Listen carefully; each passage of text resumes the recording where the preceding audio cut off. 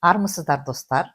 Тема сегодняшнего урока – как сказать «я выгнал». Для этого используем вспомогательный глагол «шығу», который переводится «выйти», «выходить». Сабақтан шықтым, вышел из занятий. Жұмыстан кеш шығасың ба?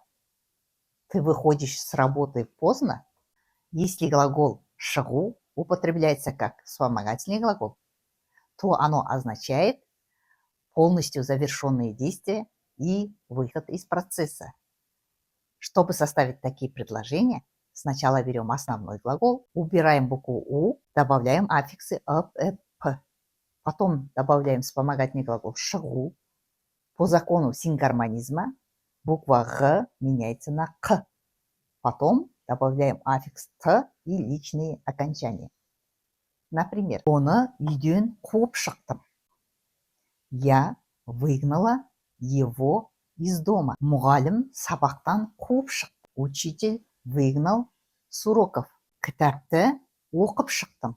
Прочитала книгу. То есть я это действие завершила до конца и вышла из процесса. На этом мы сегодняшний урок завершаем, а в следующий раз у нас будут еще другие интересные темы. Поэтому не пропускайте уроки, подписывайтесь на канал. Келесі кездескенше.